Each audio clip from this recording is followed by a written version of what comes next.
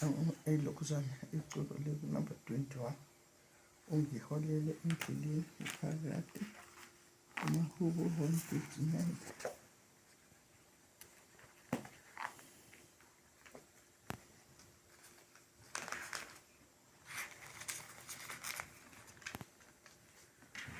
Amahubo 139 ivesi 24.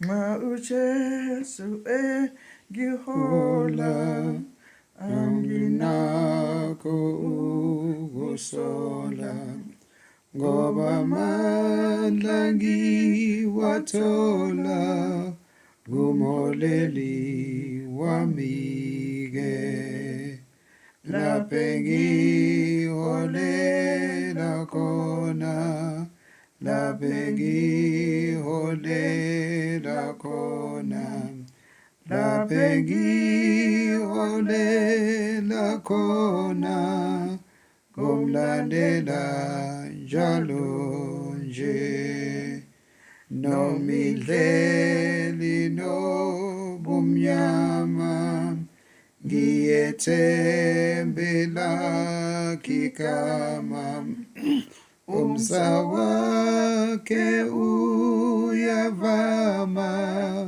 unganele wona-ke lapho engiholela khona lapho engiholela khona lapho engiholela khona ngomlandela njalo nje noma ngingaboni indlela yena wongilungisela lapho ngiyakunyathela ngimlandela yena nje lapho engiholela khona lapho engiholela khona lapho engiholela khona ngomlandela njalo nje ngakho sengibeka isandla esandleni sowamandla wongiyisa kulibandla elisezulwini le lapho engiholela khona lapho engiholela khona lapho engiholela khona ngomlandela njalo nje. Amahubo 139 verse 24. Ngapha sithini? uJehova uyazi konke ukhona ezindaweni zonke.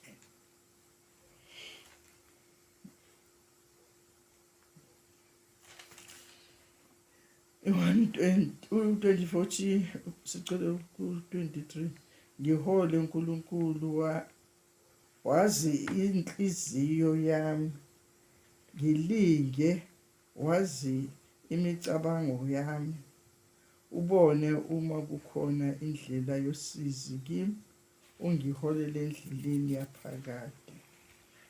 Amahubo akudawubani uDavide umholi wokuhlabelela elikaDavide ihubo. uJehova uyazi konke ukhona ezindaweni zonke. uthi ngihole ngokulunga, wazi inhliziyo yami, ngoba akekho oyazi inhliziyo yethu ngaphandle kaNkulunkulu. Ngoba nomntwana nomyeni wami nonkosikazi wami akekho oyazi inhliziyo yomunye, yaziwa uNkulunkulu. Ngilinge wazi imicabango yami. uNkulunkulu wazi imicabango yethu. Noma silingwa uyazi ukuthi siyalingwa la, uyazi nemicabango yethu esicabangayo ngalesikhathi silingwa. Yazi nokuthi uzosiphumelelisa. Njengoba uDavid esho ukuthi ngihole uNkulunkulu, wazi inhliziyo yami. Ngilinge wazi imicabango yami. Engumuntu kaNkulunkulu, uDavid umuntu wenhliziyo kaNkulunkulu, uyasho ukuthi ngihole Jehova, wazi inhliziyo yami. Ngilinge wazi imicabango yami. Ubone uma kukhona indlela yosizi kimi, ungiholele endleleni yaphakade. uNkulunkulu abone uma sisendleleni yosizi, asiholele endleleni yaphakade. Ngoba uNkulunkulu ukwazi ukubona ukuthi la engihamba khona kusosizini, uNkulunkulu uyakwazi ukungisusa kulelo sizo. Yingakho athi uDavida, noma ngihamba esigodini sethunzi lokufa angisabi, ngoba wena ukimi. Yiko esho lelo, ungibone uma kukhona indlela yosizi kimi, ungiholele endleleni yaphakade. Ngoba indlela esebumnyameni inosizi. Ingakho wayekhala kuNkulunkulu ukuthi ambone uma sehamba endleleni yosizi, uNkulunkulu amholele endleleni yaphakade. Futhi amkhiphele endleleni yaphakathi, okuwukuthi ukukholwa, ukusindiswa, indlela yaphakade. Indlela edinga uNkulunkulu ukuthi uhambe noNkulunkulu njalo njalo. Noma kukhona izigigaba ezehlayo, kepha enhlizweni ubambelele kwithemba elinguNkulunkulu, elinganyakaziyo, elingashukumiyo, elihlale limi njalo nje. Amen. Amen. Number 3 no 4. Noma